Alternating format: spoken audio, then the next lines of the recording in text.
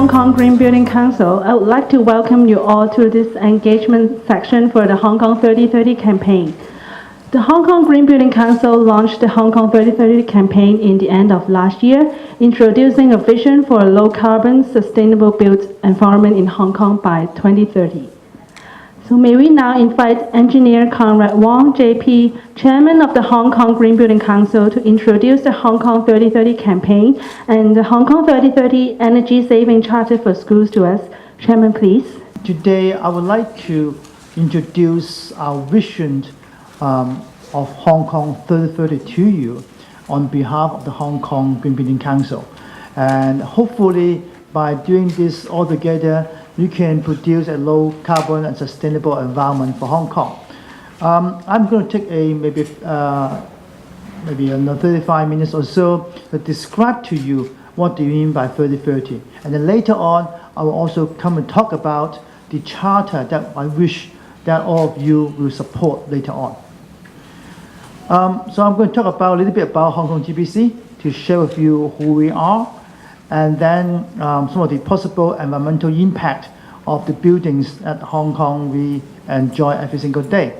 And then we would like to establish a target of reductions campaign for Hong Kong 3030, and then the charter for the school, hopefully that you can sign later on with us, not today, but in the coming months, a couple of months' time. Hong Kong Green Building Council was established in 2009. We have four basically founding members: the Construction Industry Council, the Business Environmental Council, and the BIM Society, and the Professional Green Building Councils. And it was really spearheaded by Mrs. Carrie Lam. At that time, she was the Development Bureau, and she really see the needs to consolidate all the green building movement in Hong Kong. And that's why she actually really give a lot of support for us to formulate this particular council. The person on my left, Mr. K.S. Wong, I'm sure now you know, is the Secretary for Environment, and he was our Vice Chairman before he joined the government. So we are very closely connected with various government departments nowadays. Our vision is simple. We would like to build Hong Kong, through our buildings, a quality and sustainable city at every stage. Not only for the design stage, but the entire life cycle of the buildings of Hong Kong. And this is what we want to do. And by doing so, we would like to establish probably better industrial practices, better standard, educations, and promotion and research in green building areas. I don't need to go through these two details because I'm sure you all know green building is about a life cycle of building, from the design raw material, transportation, the construction process, being used, and then even talk about demolitions. BIM Plus, I'm sure you all understand the system. I'm sure you all come from different building professionals. That we look at site aspects, material aspect, energy use, water use, indoor environment, etc. I think because you are the building professional, I don't think we need to go through this too much. We look at site aspect, material aspect, energy use, water use, and airflow.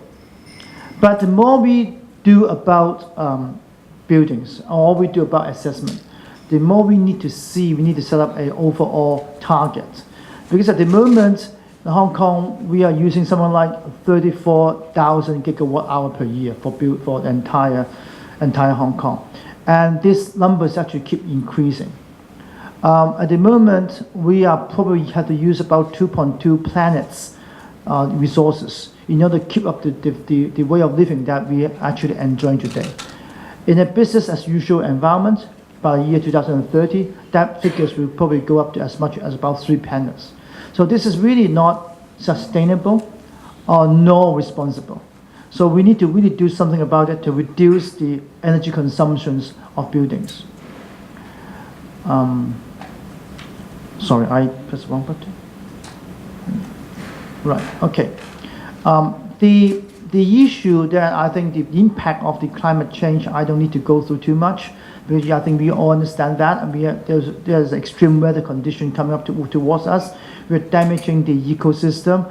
And I think one of the biggest challenge as a human race, especially people like Hong Kong, is how can we enjoy the daily comfort that we do at the present moment without using much carbon, without producing much carbon. The building on the figures on this particular one is a picture I took from Guizhou, which I think is very environmental friendly. I mean, the way that traditional Chinese lives as a farmer is very environmental friendly. But there's no TV, no Wi-Fi, no internet, and no pleasant enjoyment. So this is not the way that we can go back. So one of the biggest challenges that we face as a human race is how we can have a modern type of living, but have a lower carbon economy. I'm sure you all realize that in Hong Kong, about 90% of our energy, of our electricity, actually goes to power building like this particular one, which represents something like 60% of the total carbon emissions. So Hong Kong, if we want to reduce our carbon emissions, I think the answer actually is quite simple. We need to look at the demand side of the building energy consumptions. We look at our energy fuel mix, and then we look at the transportation sectors. Then that will probably crack about 80% of our carbon emission for Hong Kong. So what we would like to do is to set up a long-term target that we think are achievable, but is aggressive enough so that we have a major significant impact of our carbon emission for Hong Kong. So this is what we are proposing. By the year 2030, for the energy sector, for the building sector, we should be able to reduce 30% of the total energy consumptions using the 2005 benchmark. Now let me repeat this is because this is a core statement. So what we are saying is, by the year 2030, we should use 30% less building energy compared in 2005. Okay. Now, if you look at the population growth, the building stock increases. Per meter square speaking, we need to reduce something like 58% target in order to achieve what we said about 30% reductions. Okay, because we couldn't put more building and the economic growth for Hong Kong. So taking into the more building we can put up from now to 2030, from the percentage of intensity per meter square point of view, we need to actually to reduce something like 58% in order to achieve the 30% absolute reductions. So we did a little bit of studies. We think this is actually very aggressive because most part of the world, they're talking about something like 38 to 40%. So this is really unheard of if you want to achieve that. And because we want to put a little bit safety margin, so we are talking to the public that 60% probably something like what we're targeting to reduce from a percentage from the per meter square point of view. So we are advocating to the Hong Kong public that by 2030 we should reduce as much as 60% per meter square of energy intensity in order to achieve the 3030 target. How can we do that? We reckon that probably 12% can come from behavior change, like switch off the unnecessary lighting, setting our temperature thermostat a little bit higher, etc., etc. And the remaining 48% can come from technology advancement, like better efficient lighting system, changing your air-cooled chiller to water-cooled chiller, having a better BMS control, etc. So 48% come from technology side, and 12% come from the behavior side. And we also did a little detailed analysis to look at the commercial building, residential building, existing building, new building. And how do we segment those, and how much energy we need to reduce in order to achieve this 60% target. So this is all being analyzed, and you can go through our document a bit later on. Is it possible? We have done a detailed analysis of the amount of energy used within the buildings. I'm sure from a building professional, you realize that probably 50% of the energy consumed are actually to power air conditioning unit and the chiller unit to make sure that we have a building, the temperature comfort that we enjoy today. 27% actually go to lighting. That's a rough figures. So we reckon that for retrofit buildings, major fitting out works, without changing the facade too much, we can reduce as much as about 45%. We can reduce something like 45%. And for new buildings, we should be able to reduce as much as 6%. And this has been done by a Swire Property. Many overlap have been doing a lot of research for us. We reckon that this is actually achievable. Why we have this confidence is because we look at our recent submissions of a BIM Plus assessment system. This is the actual data corrected from our BIM Plus assessment system. Many developers have already done a lot of energy reduction in the new design. Like the one that I saw in this particular diagram, this particular graphs, that many buildings are talking about 48%, 45%, 50%, 60%. Now I need to remind the audience that these figures are the building being assessed already. So they are designed 3 or 4 years ago. So with 3 or 4 years ago technology, we're already achieving something like 40-something percent, 50-something percent, 60-something percent. So this is not undoable. As the technology advances even further in the future, we reckon that from a technology point of view, 48% is actually very doable. I'd just like to share with you a couple of examples, like CIC building is the first zero carbon building in Hong Kong. It is actually an energy surplus building. It's able to generate sufficient power, not only power the building itself, but actually feed back to the grid. Opus, a very prominent residential development, the energy reduction is as much as 44%. St. Yin Secondary School, the energy reduction is about 27%, even though for a very basic secondary school, the energy consumption can be lower, close to nearly 30%. This is our first BIM Plus Platinum rated buildings in Hong Kong. It's in the Holiday Inn Express Soho in Hong Kong.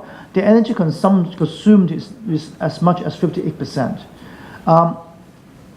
Because I actually own this building, I can share with you that during the investment time, we invest something like 3.8% more in the construction cost. And the payback period is only about 4 years. So I can assure you, by doing a green building, from a long-term perspective, it's actually have cost-saving benefit. So from a life cycle point of view, you're actually reducing your overall cost. So I think that the technology is here. The question is, how do we scale this up? So not only the few more advanced developer doing this, but the entire Hong Kong will do this as well. So how do we reach the general public and all developers to do this? So we need basically 3 things. Look at the existing building, new building, and how do we increase public awarenesses? And I will go through them one by one. For public awarenesses, we are actually going to issue our practical guide for schools very soon. I'm talking about something like sometime next month, which is a detailed guideline for how do we manage a school that can save energy. And we are also would like to talk to you, all the universities this year, how can we campaign the students to mobilize them in order to get involved with the green building movement. So we are thinking that we'd like to have a campaign about green policy competitions. So we'll actually join force with the Business Environmental Council to get the Hong Kong TBC, and we'll talk to different university students, talking to different universities, and now have this campaign. We want the students to come up new ideas, new thinkings about green policy that we can employ in Hong Kong. So we're going to have this launching in later part of this year. And of course, we would like to engage the community by signing charter, so that you're going to commit to this particular directions. And this particular year we focus on schools. Next year probably we could focus on shops and then hotels later on. So we are going to do this in a stage by stage time frame. Now, for existing building, which is very important because that really contribute the majority of the stocks of Hong Kong. We have about 40,000 buildings of Hong Kong's. And the existing building is actually contribute the majority part of this. So the first thing we're going to do, we're going to launch a building energy benchmarking system very soon. I think in the next quarter, in the next few months' time, we are going to launch these energy benchmarking tools, which basically you can log in your energy audit result together with your footprint, and then the system will tell you your particular category of building, the ranking that where you are. You're probably above average, below average, top 10%, etc. You will be the only person who know the ranking, but you will compare yourself with the rest of your similar type of buildings. So you know where you are compared with your peers, basically. So this is what we're going to do. If you have a very good result, say for example top 10%, you can come to Hong Kong GBC and they will probably do a little audit and to verify your data. If that is true, we will probably give you a recognition, say your top most 10% efficient building in Hong Kong. So we are going to do that. But we will think that doing this mandatory for the next few years to get the market familiar with the system, but eventually we are planning to advocate the government to have this mandate, to have a legislation, something hopefully by year 2018, 2019, so that everybody in Hong Kong need to really put up their energy bill in order for people to inspect. This is something that we from the overseas experience really have a huge impact on the building energy movement. But we understand that it will take a fair bit of time to have the legislation done, and the market may be a little bit skeptical about it. So we would like to have some volunteers in the next few years' time, just not to share the data openly, but just among your peers, actually just between yourself, you know the ranking, but you know the rest of the pool without names. So this is what we're going to do. At the same time, I think we need to have much more sub-metering, because it's very essential in order we want to control and improve our energy performance. So adding more meters are very critical. So I think it's very important that we install more sub-meters. And we are thinking that the government should give out more funding for us to install more sub-meters. And after we have received more sufficient information, we'll be able to set a benchmark for different functions of the buildings. So if you are, for example, an office premises, they're able to tell you, for example, we should not consume more than 250 kilowatt hour per meter square per year, for example. Now, various buildings have different benchmarking system, but with different figures. But we cannot tell you exactly what it is until we actually have sufficient data. But this is what we are planning to do. Incentives. I think it's very important that we give out more incentives. Not we, but I think the government give out more incentives for the building industry, the building owner to comply. So we are advocating to the government that they should continue to support the Environmental and Conservation Fund.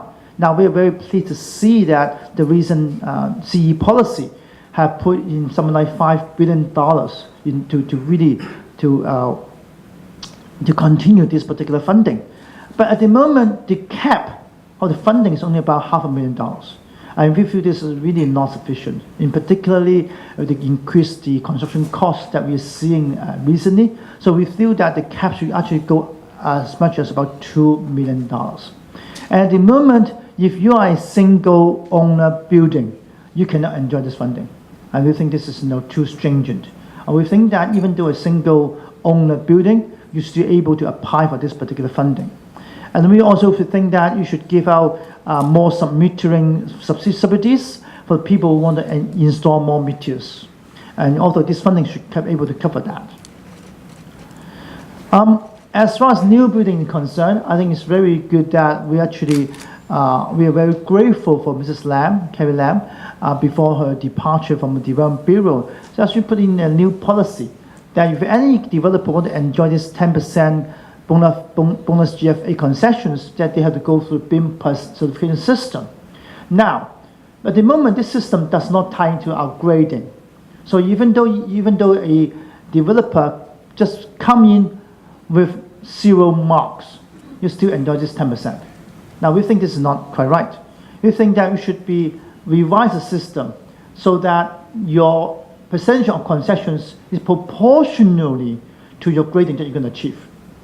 So we're saying that if you're at platinum grade, you should enjoy something like 15%, gold will be 10%, silver will be 8%, and then bronze will be 5%. And if you're unclassified, you should enjoy no percentage whatsoever. So this is what we are proposing to the government. So let me see. Hold on. So, ladies and gentlemen, I think this next 20 years are very vital, because the past 20 years, our technology probably are not quite there yet, and we don't understand the global climate problem well enough. But if we do not do anything at all, leave the problem to our next generations, after 20 years' time, maybe the problem is too severe to deal with. I think we are very critical that, we like it or not, the people in this room, next 20 years in our generation, will take up this responsibility and to reduce our carbon emissions. So I think the action time is now. I think we owe it to our society, owe it to our future generations. And so therefore, I would like to welcome you to join our campaign, to join in part of this particular program, because Hong Kong GBC recognizes this cannot be done by a single party. It has to come from the entire community. And that's why in the last few months' time, we're actually starting this campaign in November. We start engaging different stakeholders. We have talked to the building professionals, we talked to the green groups, we have talked to the government, and now we would like to try to talk to you, the Tertiary Educations, so that we can all do this together. So I'm going to talk about the 3030 campaign. The second half we'll talk about charter, but before I do so, I would like to see any audience, do you have any burning questions that you want to ask, want to raise, so I can clarify those in case you are not 100% sure what we're talking about. So is any burning question that you want to raise at all? Yes, please, Anne. Increase in subsidies, right, for things like sub-metering and increase in ECF funding.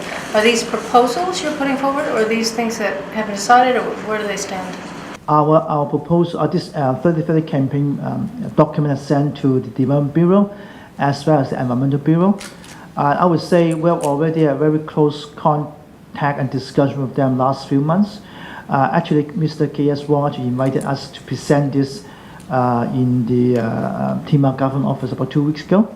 I think the initial response is very positive, even though they cannot comment, yes, I'm going to do this tomorrow. But I think in general, I think the response is very positive, and they will come back to us and tell us that which policy they think they can go ahead faster, which they need to really talk about it a little bit later, because we all have our priority issues, they have their priorities.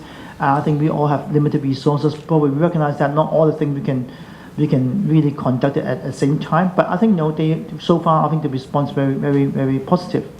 And I forgot to mention that we also, one of the things that I talked to you a little bit in person just before, one of the things we heard that we see is that a lot of government buildings, including the submitted project, you only have about 2% environmental funding. Now we think this is far too low. So in our proposal, we are saying that we should increase as much as 5%. Because from our experiences, you will put 5% in, the amount of money that you save in the long term running the building actually can cover that, way above that 5%.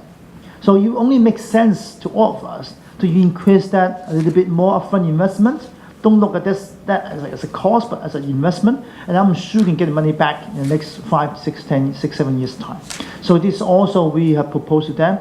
And I think the government did not reject us immediately, I would say. Okay, they listen and say, okay, they go back to think about this and to go through the financial bureau and so on and so forth, but they did not say no at the moment. Okay, right, okay. Now, we would like different sectors in Hong Kong to sign a charter saying that, oh, this is something that you think we should join hand and go ahead together. So we'd like your support, and today I'm going to share with you what the content of the charter so that we can do this together. And we are thinking to have a more engagement exercise in maybe early of March. We are still fixing the details, And if you decide to join us to sign the charter, we would like probably to fix another particular day, tentatively maybe on the 3rd of March, and 3 o'clock, just because this is all 30-30 related, okay? We're talking maybe 3 o'clock and 3 minutes or so. And we are inviting some high-ranking government official to witness the whole charter campaign. So this is what we are proposing right now. The first thing that we want to propose is actually to foster the promotion of the awareness of sustainable built environment for students and teachers, and to incorporate the concept of sustainability into our syllabus. Okay, because I think this is very important that our younger generation, the one being educated, have this concept in mind. Now, I think in the recent a lot of program that the secondary school doing in the liberal studies, they actually have sustainability syllabus inside. And I think in lots of liberal studies and lots of universities, they also have this type of related projects. So I think the first thing that we should do is to look at your syllabus and how can we incorporate sustainability into the syllabus as well. Hong Kong GBC is willing to help. If you need someone to come to share with you what green building, climate change, we have lots of green building professionals, which called BIMPO. I'm sure some of you probably are BIMPO. And they are very passionate about this promotion, and they are more than happy to come and share with you their knowledge and the practical usage. We can have seminars, we can have resource center online, that we can support that. So hopefully you will agree to that particular statement. And secondly, the charter say that enhance the promotion of energy saving in daily practices, such as notice of switch off necessary lighting, and our electrical appliances, basically to make awareness to save energy in the campus. So let the student know this is part of their obligations to switch off the unnecessary use of energy, basically. What we are trying to do is actually, hopefully in a few years' time, we will change the mindset of our Hong Kong citizens that wasting energy is like a crime. We should not commit. This in the future, hopefully we can able to do that. And then the third charter is to establish a team of green ambassadors. Maybe students, maybe teachers, maybe professors, to encourage active participations of young generation in energy saving actions. So I think that's something like we learned from the previous education that in terms of younger police or younger forces, that have them be a part of a team, sort of a team of young people. So they could patrol the buildings, getting promotion done, set up their own program that can be applied in universities. So something that we'd like to you to think about this and consider establishing a team of green ambassadors in order to promote green buildings. And the fourth point is to establish a building energy management committees to periodically review the energy consumptions and management of the schools. So I'm sure a lot of this has already been implemented because we need to do a mandatory audit anyway. Then in the audit, you have to have a committee to look at the audit result and how to improve the school building performances. So that, I think, should not be too difficult. It's already been I think, a lot of years already implemented, but something that we think is very vital in order to have an energy performance improvement for the school. Fifth point is carry out periodic energy audit to identify the cost-effective strategies to reduce energy use in existing buildings. Again, I think this is already being implemented in the mandatory auditing scheme, too difficult. But having said that, we feel that in the government administration at the moment, once audit in 10 years' time probably a little bit too long. We feel that the audit probably should be done on a much more frequent basis. This is not in the charter, but we would like you to think about do this probably one every year.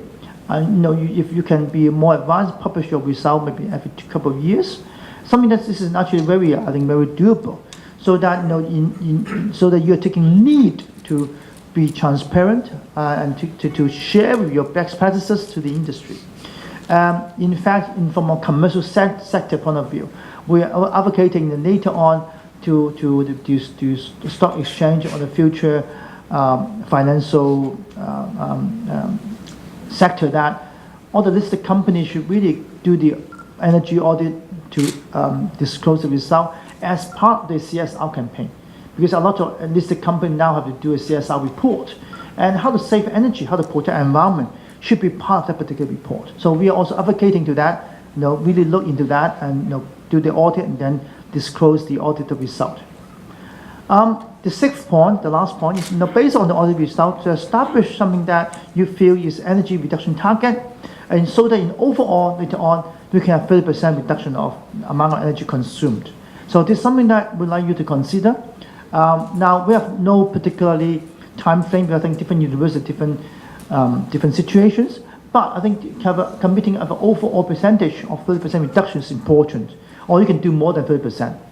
But the time frame will be up to you to decide how do we achieve that. But hopefully, in the longer run, at least by 2030, we should be able to receive that particular target. So basically, that's what is inside the charter. We feel those charters are actually quite doable, quite reasonable. And to be very honest with you, you're the first group that we are consulting for this particular charter. So your feedback are very important. So anything from the wording point of view, from the content point of view, you feel there's anything that you feel is not uncomfortable or you want to change, your comment and feedback are very important, and we come to listen to you.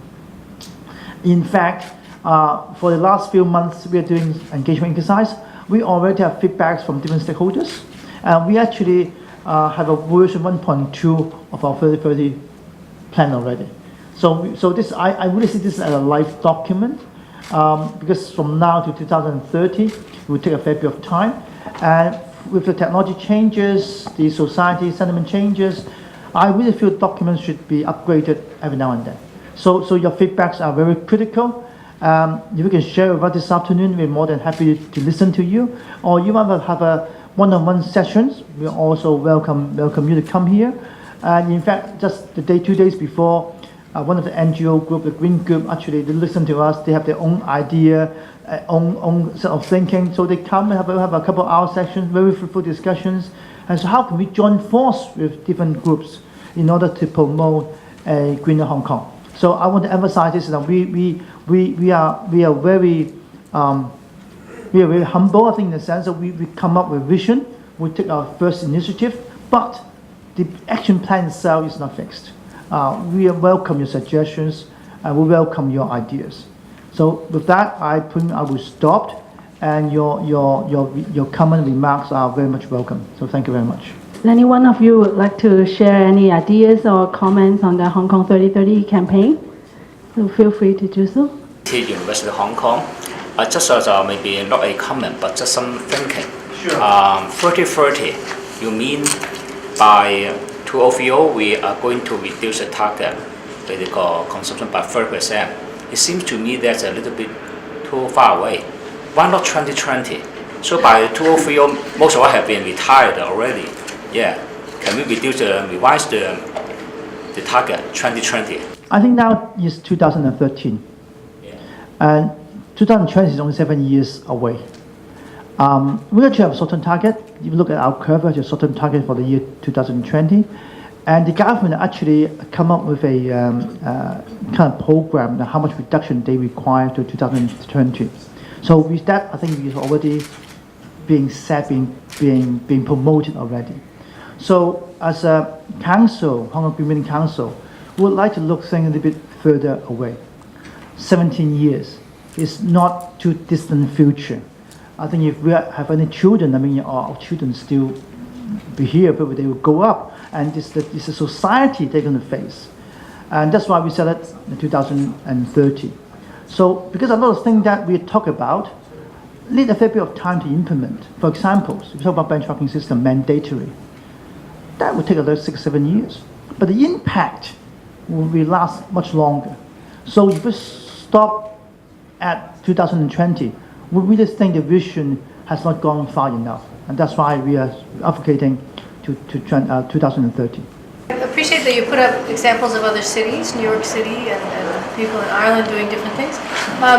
a lot of those people have access to many different energy sources, renewable energy and so on. Even in Hong Kong, we have two utilities, and depending on where you are, you have only one choice, right?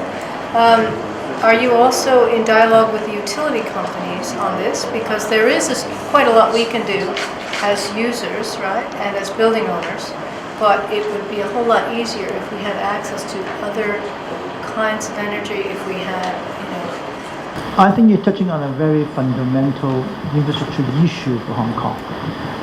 We have consulted to utility companies. We actually have a stakeholder engagement meeting with them. So they know our program, and they are I would say, relatively supportive. They also share with us their campaign. And so for example, one of the companies, they actually do a lot of smart metering. So we are thinking there's a certain part that we can work together in order to reduce the energy consumption of buildings. But what you touch upon, talking about switching different companies, I think it's not something that Hong Kong GBC can take on, to be quite frank with you. I think it's something that probably Mr. K.S. Wong is talking about. I think their licenses probably will have to be negotiated 2018, I believe. I think the government is talking to them how do they move forward. But this is really beyond our ambit and authority. However, from the renewable energy side, I think there are a lot we can do. I think a lot of company developer now putting PV panels, solar hot water panels, and wind turbine, new urban wind turbine, those sort of issues. So we're trying different things. And I agree, in Hong Kong, that's only have a very tiny percentage. But there are certain new buildings that are being designed and built recently. Actually, you can see they're really progressively moving ahead. So hopefully in the future, we can see that better. If you see any government regulations, you feel that is an obstacle for us to put in more renewable energy on the buildings, share that with us. Because one of the things that Hong Kong GBC does is to talk to various government departments from a professional point of view. How can we change the regulations in order to achieve what we want to achieve? And the government realized that they need to maybe sometime to change. Now, in many of our subcommittees, we actually have different people from the building department, EMSD, development bureau sitting in our committees. So we can really discuss the issue with them. Actually, our vice chairman, Mr. Zhang Haowei, he was the ex-director of building department. So he understands the issue quite well. So if you have any practical difficulties and any good suggestions, bring forward to us, join our committee discussions, and so hopefully we can resolve this in the professional level. The objective of is reduce carbon. So why we not set the target to reduce the CO2 emission? In this case, I think it's to link up to both demand side and supply side. Now we are squeezed on the demand side to reduce to 30% on the energy consumption. How about the supply side? If the power company use the fuel mix with more efficiency or less carbon CO2 emission, so we can achieve the Kyoto 50% total reduction. So of course, we target to reduce the energy consumption, also to save money. But effectively, we should think broader because you're just talking about lots of the commercial building and residential building. That's in most cases we agree we can do something. But something in particular for our university is a major research base. I cannot tell them don't use the MRI, don't use the X-ray, in which they cannot find a better energy efficiency equipment. So in general, we support for that, but we would like to think bigger, the scope with the energy player from the power company. That's why this is my comment to achieve the Kyoto. I fully appreciate your question. I think it's extremely valid one. In fact, the whole idea of this Hong Kong 3030 campaign actually came from the report that the EDP made about now 2 or 3 years ago now, maybe 2 years ago. Sorry, 3 years ago, right? Anna? Sorry, 2010. So now it's 3 years ago. Now, if you look at that report, the government have a carbon reduction program and rely majority on changing the supply side. Basically asking the power company to switch from coal-fired to natural gas and nuclear. Okay.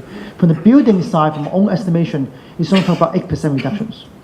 Now, so for this particular report, we are say it's kind of given that, okay, government has said that this is what we're going to do. So we don't look at that. But with the building side, we can do much more than 8%. And that's why we come up with this particular report. Say we look at the demand side of building energy consumptions and not talk about supply side, because I think the report has issued by the government 3 years ago, and we presume that the government will go ahead with that particular report. Secondly, this particular campaign, we are talking about facing the general public of Hong Kong, not only the building professionals.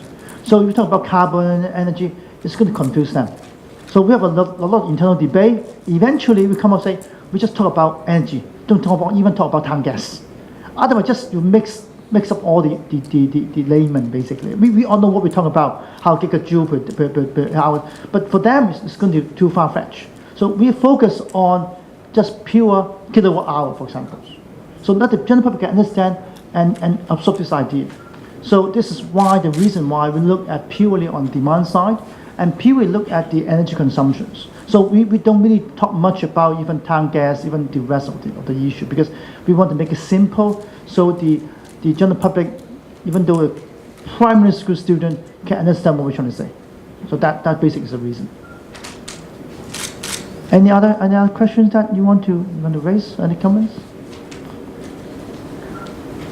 Okay, if there's no further comments, No, actually. any more? Give them a few minutes. Yeah, Anna? I know in just now, thank you very much, Garrett, for your presentation.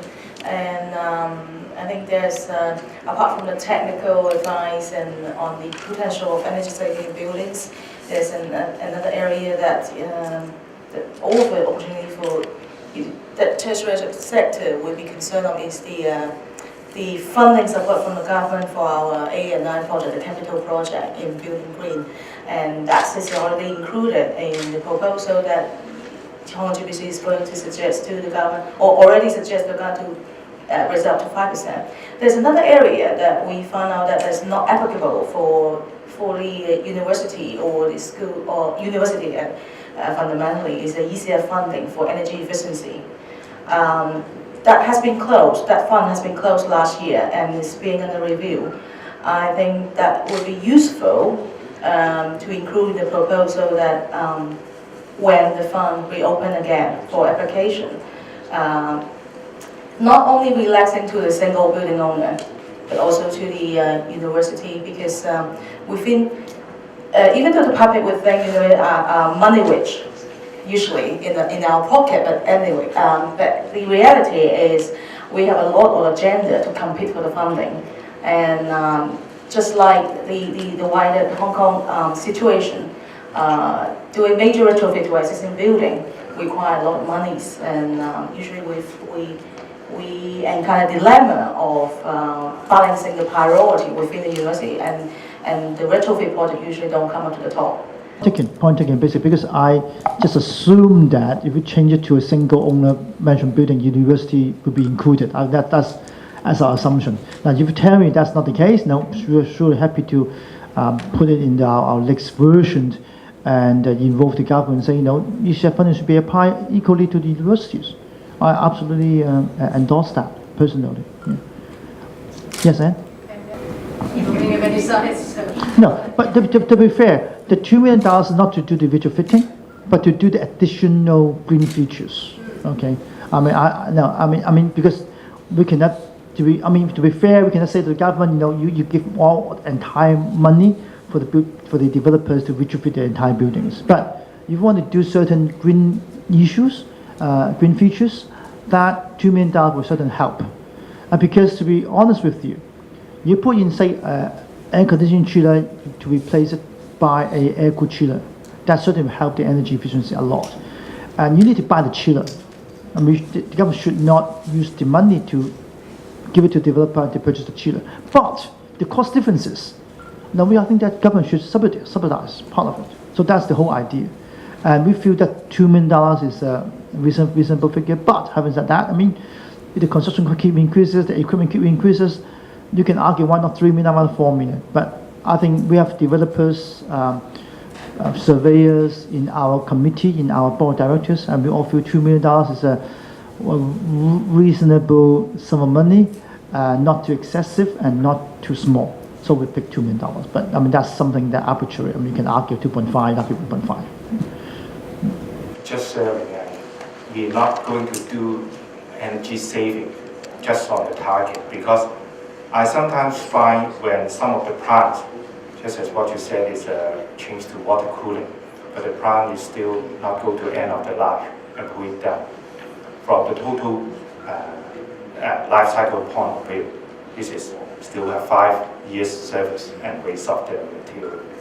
And I think the time frame should be longer, and then in line with the maintenance and also the natural pull out of the plant, instead of just because of the target we going to replace.